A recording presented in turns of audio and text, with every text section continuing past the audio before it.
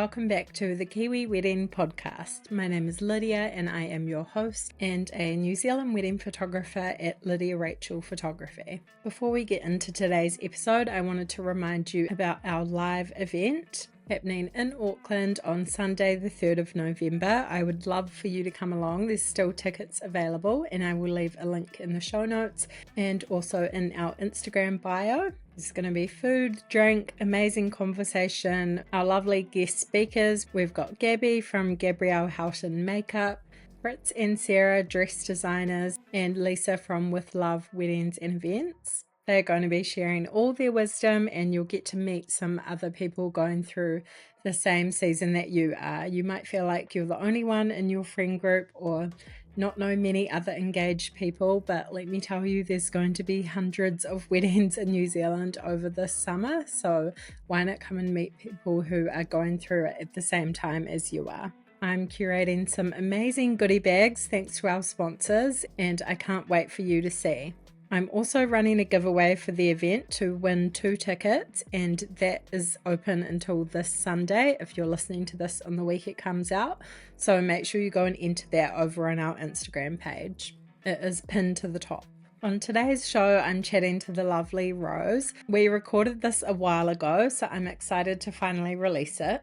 Rose is a recent bride and we chat through her wedding and also her amazing business, Rose's Dining Table. We chat through her relationship story, meeting at a fast food restaurant that they both worked at, finding their perfect venue, looking outside of the box for what they wanted and something not overdone, the stress of planning a wedding with a baby, business and renovations going on, doing a lot of DIY and prioritizing creativity, what their budget was and how much they spent, and the relief they felt rather than the wedding blues. We also have a chat about her business, Rose's Dining Table. Rose is a conceptual dining creator and supper club host. We talk about where her creativity comes from, the importance of food and table settings in connecting people and sparking conversation, what kinds of services she offers and how much they are, and all about leaning into creativity and being bold in the moment. I think you guys are going to love hearing about this if you have always dreamed of having one of those beautiful dinner parties that you see on Pinterest with the amazing table. Rose is your girl. She creates these and they are certainly a visual feast. So I definitely recommend jumping over to Instagram at the Kiwi Wedding Podcast to see some of her wedding photos and then also link through to her page to check out all of her work there, because you have to see all the creativity and colour for yourself. Okay, let's get into it. Enjoy episode 67 with Rose. Hi Rose, thank you so much for coming on the podcast today. So excited to chat to you all about your recent wedding and your really cool business concept too. Awesome. Hi, thanks for having me on. So we'll start off with a bit about your wedding. If you could firstly tell me a bit about you and your partner, how you guys met and your life together. Me and my partner Matt have been together for quite a long time, about I'd say 15 years now, maybe just under. Very embarrassingly, we met at KFC when we were 16. So we both worked at the Hamilton East KFC, which is not your typical place to find love. I always say it's like love over the deep fryers. But yeah, my partner went away to uni and then we kind of did long distance for a while and made it work once he got back, which was really cool. And then, we recently got married in March. Probably not your most traditional wedding, but it was a lot of fun. So good. I love that young love and KFC story. It's so good. And so you guys dated for quite a while and then got engaged. Can you tell us a bit about your proposal story? Yes, so I was actually pregnant at the time, and I had, to be honest, been waiting for a proposal for quite a long time. And my partner had said to me, I'm never going to propose on your birthday. So he took me away for my 31st birthday, and I was like, well, it's not going to happen. And then we were just driving along the east coast and I saw a lookout sign for a lookout and I said, oh, should we stop? And he was like, okay, cool, and just veered off the road and he just decided to do it then and there, which I thought was pretty ballsy. But yeah, it was a really nice moment. Oh, so special. Definitely got the surprise factor then.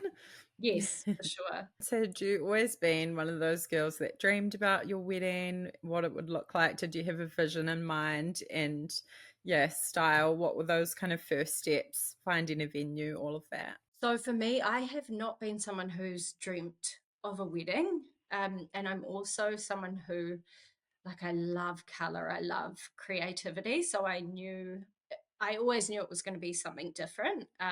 I wanted to make sure we did something authentic to us.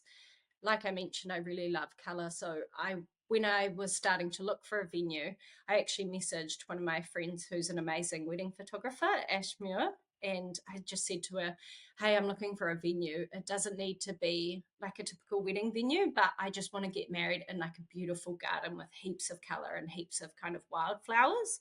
Ideally, I really had this vision of getting married in front of a big, beautiful rhododendron tree. That timing of year didn't work out, but she said, "Oh, I've been to a few weddings at this private property called Bruntwood Estate." She said it's just a family home. They've done a few weddings, but it's not really a wedding venue. You could like give them a go. So I messaged Jane, who was the owner. Randomly, I found her contact details on Airbnb, and I said, "Hey, can I, would you be open to this?" And bless her, she was so lovely. She invited me out. I don't think she could quite understand why I wanted to get married there, because she's like, "Oh, well, it's just like a bit of a crazy garden, a beautiful country home, but definitely not a typical wedding venue." And I went out there and it was just so beautiful. It was like the most amazing old country home with just the most stunning gardens. And when I got there, I had my little baby girl in tow and she had baked us this cake. And like, I'm such a foodie. So I was like, oh, this like seals the deal. I'm definitely getting married here. And luckily for us, she agreed, which was just so amazing. I mean, ironically, on the wedding day, it rained all day. So we didn't even get married in the garden, which was so funny, but it was still perfect venue. Oh, sounds so dreamy and just so special to find somewhere that's not a place that like loads of people have been married as well. But yeah, sounds like it all just fell into place. And what were the most important elements on the day for you, your kind of top priorities? I think top priority, it's pretty broad, but was just to make sure the day was really authentic to us. For me, I am quite a creative person, but my partner is quite an introvert. So it was like, how do you balance having an introvert at a wedding with all these people where you're the center of attention and also still having a really creative event? So for us, our priorities was to make it authentic, but also do it in a way that was going to make my partner feel comfortable. So introducing things like we did not only a first look, but we also did private vows, which was just so perfect for us. And then for me, my top priority was my tablescapes and my table design. That was just the one thing I really wanted to be really creative and fun. Yeah, so cool to just think about both your styles, but your like personalities and the kind of event you want as well and tailor it to that. So love that you did that. Can you tell me a bit about your wedding outfits? I know you had quite a unique, gorgeous dress. So yeah, what was that whole process like finding it, getting it made? Yeah. Yeah. I actually didn't try any wedding dresses on.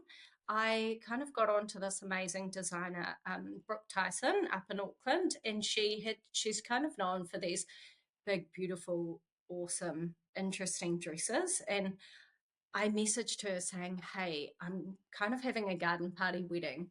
What would your thoughts be on creating something floral for me?" And she was just so amazing.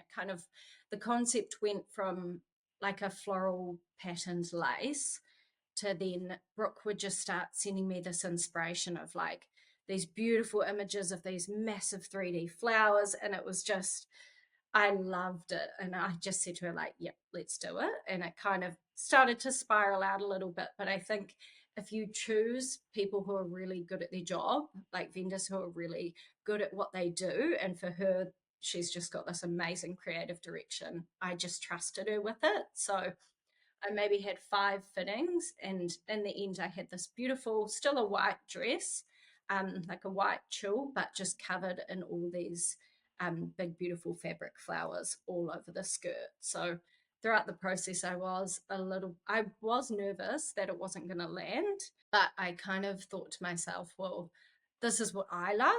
So it's my wedding. I'm just going to do it. I didn't know how it was going to play out, but on the day when I put it on, it was just the best feeling because I felt exactly like myself and everyone loved it in the end anyway. But I was so happy that I just stuck true to what I wanted to do. She's such a talented designer and so special to create something so unique. It was beautiful. So we'll definitely share a few photos so people can see as well.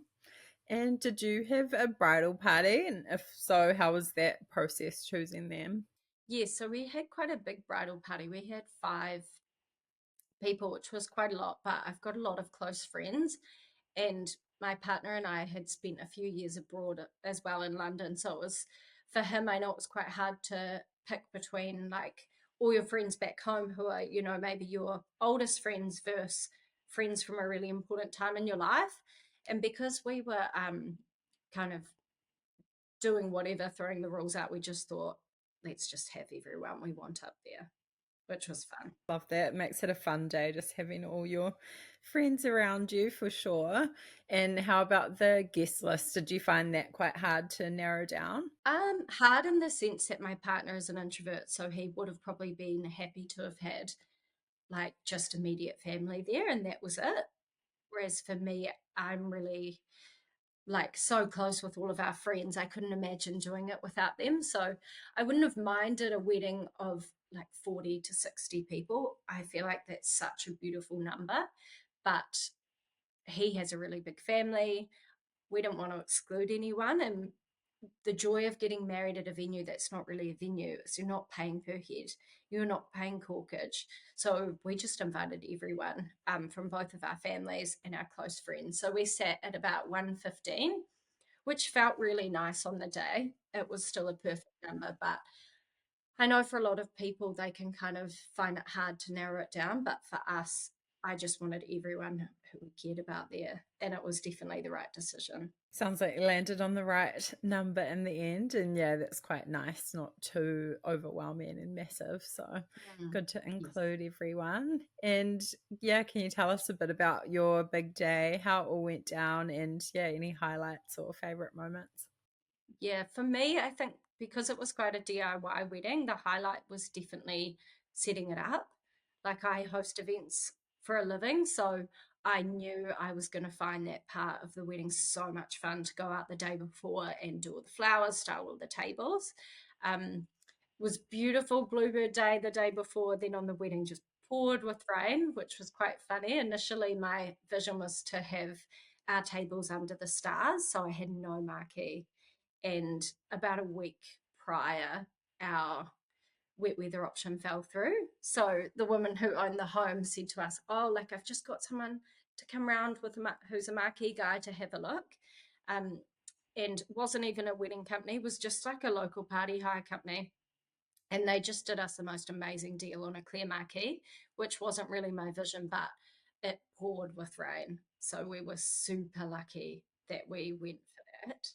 But yeah, we just went in the morning to get ready there, which I loved. It was nice and low stress to get ready on site, I found.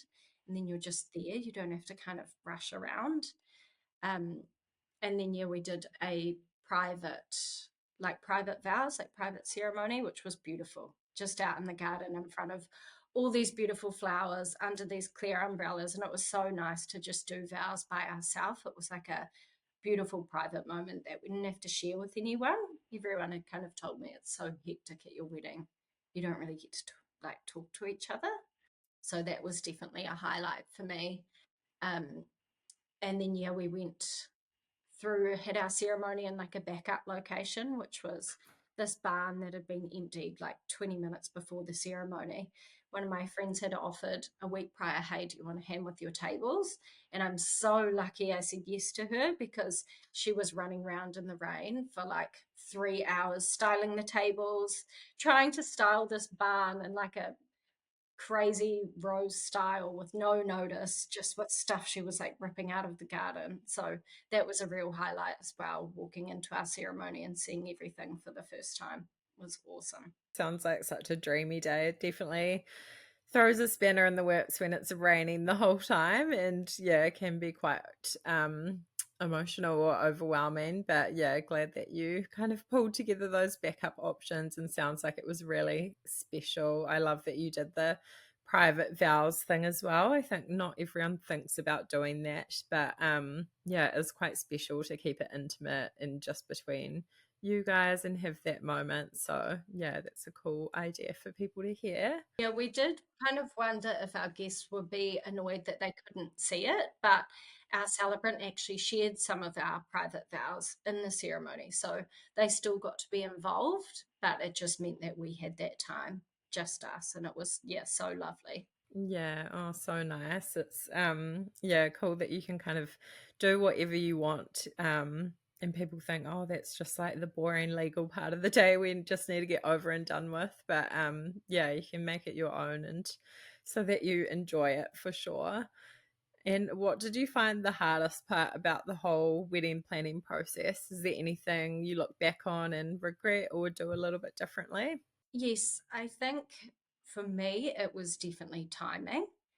Like, because it was a DIY wedding, I planned most of it myself, and especially because my partner found at times the concept of a wedding overwhelming. So I took on board a lot of that. And I had like, when we started planning, I had like a 6 month old baby. I just quit my full time job. I was launching my business, renovating a kitchen. Like, we had an For amazing sure. day, but it wasn't the best timing. And that was probably my biggest regret. There were times when I was up late at night planning and I thought I should be enjoying this, but I'm actually just overwhelmed, which I think is something I also heard Hannah Malsop was quite similar with her, her timing. I think when you have a young baby, that is your priority, and it does add a certain element. So that would be my biggest regret, I think. Yeah, for sure. That's so tough. Like so many massive life things going on there, and yeah, wedding planning can feel like another like full-time job It is like a amongst it. full time So job. Yeah. yeah, so much to think about. Yeah, stressful season. If you're happy to talk a bit about budget, if you had one, what you ended up spending, and yeah, how did you go with that? Did you go over? Surprised how much things cost? I think definitely surprised how much things cost, but also like our wedding was quite a DIY vibe, and I knew there were certain things I didn't care about versus the things that were really important to us that we'd spend money on. Also, I think because I do host events for a living, I was able to be thrifty in certain areas. But yeah, definitely happy to share. Our budget, we didn't so much start with a budget. We kind of went through and plotted out what things were going to cost once I knew the big ticket items like our venue. You can kind of make a rough estimate on food. Wedding dress was a big one for me. So we kind of tallied that up, and I thought at best it would come in at 35, which is, I feel like quite cheap. My partner was like, "What do you mean? This is a DIY wedding. Why is it 35 grand?" I was like, "Man, the amount you can spend just has no limits." But things I found that really helped with budget is just kind of using your resources and the people around you. Like, there's been friends that I've helped up with things at their wedding, like I've done a grazing table or managed to get them some really cheap booze, things like that. Like, people want to help you, so it's okay to just say yes.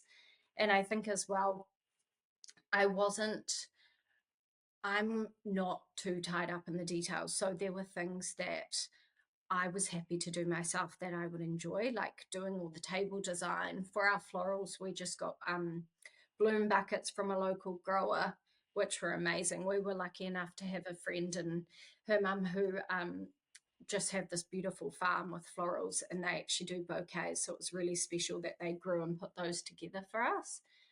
So we saved quite a lot on florals. But yeah, I think there are places you can save. You just got to, you have to pick what's important to you. Yeah, that's definitely kind of like a standard or cheaper wedding, I would say, these days, which surprises a lot of grooms, especially. But Oh my gosh, yeah, yes. definitely great advice to just like lean on friends and family, say yes to those kind offers, and yeah, think about the areas you can save in for sure. And did you guys go on honeymoon straight away? And what did planning that look like? We didn't go on honeymoon straight away. We're actually going on honeymoon in a week's time, which I'm so excited about. And I'm glad we didn't go straight away because I just could not have planned one more thing then at that time. So it's nice to have it to look forward to. I do think as well for wedding budget, we did actually come in a bit over. So I think we got to maybe 38, 39, just to make sure I'm Yeah, being fair. factual. Yeah.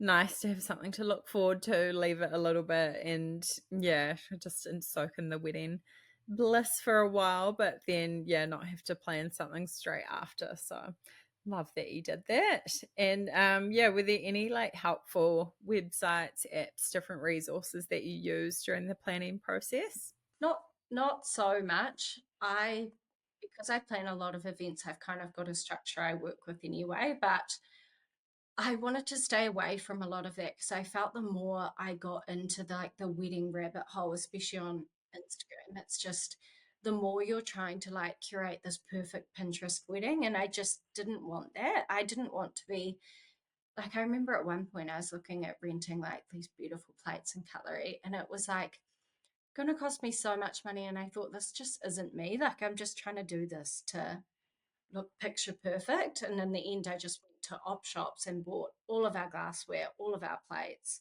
which actually looked so cool and I loved on the day anyway. And I've still got it all for my supper clubs, which is cool. So no, I don't think so. Yeah, so good. That's nice to hear that you can stay away from all of that stuff and just like yeah, trust your own intuition and style and do what you want, not being like influenced by all these trends and yeah, a bit of that social media pressure. What advice would you give maybe from a bride's perspective to couples planning their wedding at the moment? I think it's good to have an upfront conversation with your partner at the start of the planning process around what both of your visions look like, especially for the planning process. For us, my partner was quite overwhelmed, so I said, "Cool, I'm going to take majority of the planning." And I think because we had that expectation, it helped. Um, but yeah, I think just be authentic. If you're finding it overwhelming, just don't think of it as a wedding. Like my partner used to say to me, "Oh, but I don't want to give a speech. I don't want to do this." And I said to him, "Just don't. Like it can just be whatever you want it to be." The other thing I actually found really helpful on the day, which was quite funny because I was so adamant I wouldn't really care, was like I had decided it definitely wasn't in our budget to have a videographer, and I was like, "No, don't need one." I've never dreamed of a wedding video, but I had Celeste from Chin Chin reached out. She does like behind the scenes content, and it was so valuable to have someone there doing that because now I've got all of these memories to look back on, and I still have a wedding video, but for a fraction of the cost, which is just amazing. Yeah, so cool to see more of those kind of people popping up. And it's definitely a good option if you can't quite stretch the budget for a professional videographer. Like, definitely value in both. But yeah, just having the behind the scenes content's really special, cool to have for sure. And what is married life like now? Do you feel like you got any of the post wedding blues? No, I'm definitely on the wedding come up now that all the planning is done.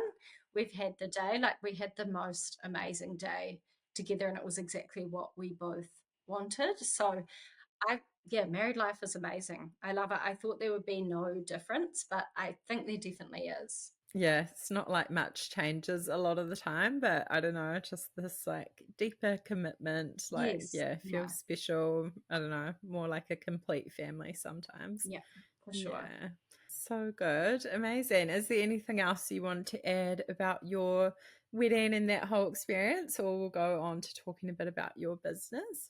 No, yeah, I think that's everything. So you have got Rose's dining table. Firstly, can you tell me a bit about your background, a kind of brief overview of what you do and the journey that's led you to where you are now? Yeah, my business is called Rose's Dining Table. So I'm a supper club host, which is kind of just a fancy way to say that I host dinner parties, which is really fun. So it's something I've kind of done on the side for about 3 years now. And then when I had my little girl, it was a perfect time for me to kind of go all in and do something I was passionate about and quit my full time job, which was very scary. My background is quite corporate and sales, so it was a big shift to go from something like that into something fully creative. But I absolutely love it. So basically, now I do, yeah, creative catering and hosting supper clubs. So customers book me for special occasions, which often include hens parties, birthdays. I'm really keen to do some like micro weddings this season, which would be really cool. And I go in, I style the table, I create really beautiful creative tablescapes, then design like a 3-course menu for the event specifically. Cook, everyone has a blast, and then I clean up and go. So cool. I absolutely love that. Such an amazing concept. And yeah, just all those services. I feel like it's so aligned for people getting married, having yeah, hens parties and things like that. And yeah, just thinking about doing it in a bit more of a creative way or outsourcing that side of things. So yeah, you've touched on it a bit, but yeah, can you talk a bit about your services, what different things you kind of offer, and yeah, maybe a few more examples of like different events or favorite things you've created? Yeah, so my supper clubs are kind of the core of my business. So normally I host those from any kind of number range from like 12 guests up to like 40 for special occasions. So I have my style is really bright and fun and creative. So generally I cook for people that aligns with. But that's my main service and it's like a whole experience. So it is quite good for a wedding because it's kind of a one-stop shop in the sense that you don't have to style your tables. I provide all the serveware, the plates, the glassware. I cook the meal, then I tidy up and go. So it is kind of that whole part of that dinner that stress is removed for. And then I also do something called conceptual dining, which I do for a lot of product launches, or for people who I guess want a step up from your traditional grazing table. So it's more like creative canapes styled in a really artistic installation for to help you kind of celebrate an event. So I've done quite a lot of really fun supper clubs lately. My most recent one, More is More, has kind of been a maximalist theme supper club, which was kind of similar to the theme at my wedding. Just like the title says, more is more, like more energy, celebrating creativity and individualism, and just giving people a space to connect and have a lot of fun and feel comfortable to be themselves. Yeah, beautiful. I love that. I'll definitely get everyone to check out your Instagram and website as well because you need to see the visuals of all of this. So beautiful, bright, and happy. And yeah, you definitely just create this amazing vibe, you can tell. So Thank I love you. it. That's so kind. How does it all work? So if someone is thinking about booking you, what sort of the process they need to go through? How does that work right up to the day? It's pretty straightforward. You just jump on my website and I've got descriptions of all my services. And then down the bottom, I've got a booking inquiry form where you give me a little bit of information around your celebration, when and where it is, and also any dietary requirements, which is obviously really important as well. From there, then generally there's about a week turnaround for me to confirm your booking. Take a small deposit and then go ahead. I do say to people, like, the hardest thing about booking me is just filling out the form, telling me what, giving me a general guide of what kind of food you love, and I do the rest. I like to create a really stress free kind of process for people. Yeah, I love that. Do you travel as well, or yeah, are you based in specific locations? I'm based in Tauranga, but I do travel across the Waikato and also up to Auckland. I recently did a supper club up there. So if it works, then absolutely happy to travel. And yeah, why do you think it's a great idea for people to employ someone like you, work with you, I guess, rather than trying to do it all themselves? I think it takes a lot of stress off having someone who is going to do your tablescapes plus your food plus all of your your serving dishes and your glassware, because it's literally just like a one-stop shop, which is awesome. But it depends. I think I'm the right match for people who like a bit of color, are wanting to really encourage meaningful connection at the dinner table. I like to design tablescapes that evoke conversation, that people sit down and go, what is that? Like, that's so cool. And I think for me at my wedding, my tables were my main priority, whereas for other people, often it's the last thing. But it's somewhere your guests are sitting for 3 hours. Why not make it really beautiful and fun? Oh, I love hearing more about that. And it's so cool that you have those kind of combined services. Like you're not just a stylist or a caterer and I don't know, just like Mm. pumping out the same event every week kind of thing. It's Yes. very like curated and thought out. And yeah, people do kind of leave that as an afterthought sometimes, but making this really beautiful space and yeah, it's about the vibe, I guess, that yeah, you're just like creating these connections and the time at the table. I'm not explaining it as well as you just did, but yeah. You're definitely nailing it. Just thinking about that a bit deeper, I guess. And yeah, if you're happy to talk a bit about pricing, I feel like it would be so just bespoke depending on the event and the number of people and everything. But yeah, what kind of offerings do you have? And yeah, how much can people expect to invest? Yeah, so ironically, probably should be bespoke, but something I'm really passionate about when I shop is seeing an upfront price. Like, I understand different vendors, of course, have to quote based on what you're wanting, but I don't know. I just have always had that hang up in my head, like, are you quoting me something different because of who I am or where it is, or because it's a wedding? So my business has never been centered around weddings. I have upfront direct pricing on my website for my sub club. So my price per head is 125. So that includes table styling, floral artwork for the table, which is completed by a florist, a bespoke 3-course menu, all of your serveware, so your glassware, your plates, serving dishes, and then also for me and my team members to come, cook your beautiful meal, set the vibe, and then tidy up and go.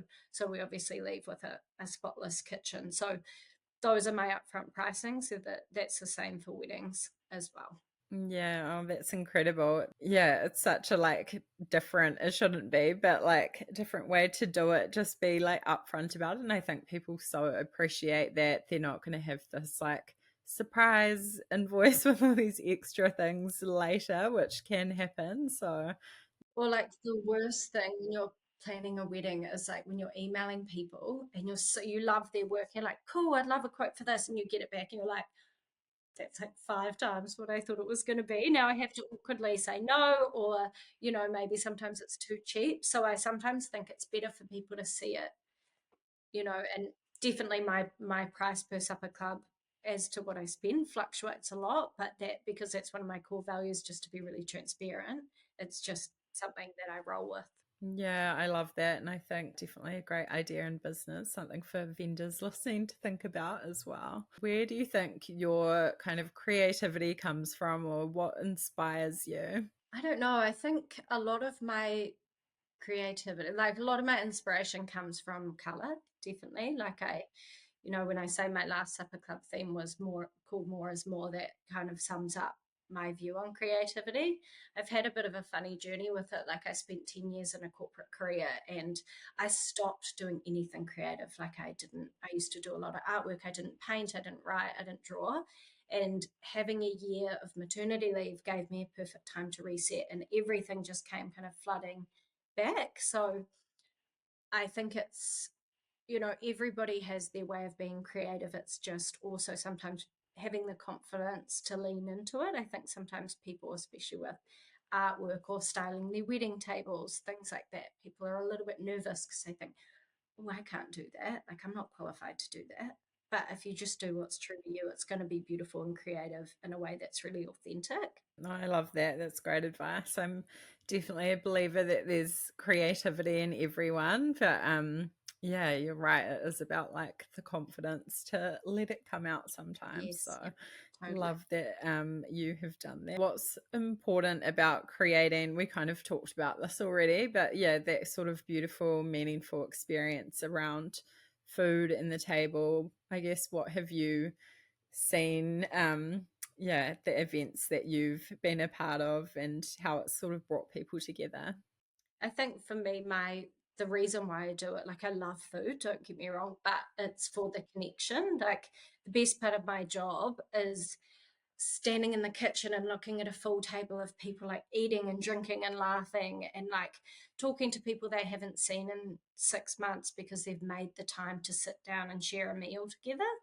I think so often now you go to a social gathering, people are on their phones or we have such a lack of genuine connection now. So that's really why I do what I do. I just love it. I think a lot of people sort of dream about hosting these fabulous dinner parties, and then life just gets so stressful and busy, and it's hard to organize people, or they're flaky or whatever. So, And I think the pressure as well, it's the same with a wedding. It's like this pressure people feel to have everything perfect. But I always say to my customers, like, no one cares if your house is messy because their house is messing too. No one's cleaned their skirting boards. Like, you'd rather just get people together and do something you love than not do it at all. yeah, absolutely. Maybe this is an inspiration to some people to just go ahead and plan that dinner party you've been Yes, for thinking of, sure. or Yep. yeah. So cool to see more of that and make it like a creative connecting time and not worrying necessarily about just doing it for Instagram or yeah, how it looks as well. Yeah, definitely. I think on that, like, I've had so many people say to me, like, oh, your wedding tables, are they like your dream table design? And I was like, well, probably not. Like, I love them. But if I was to do it again tomorrow, I'd do something different.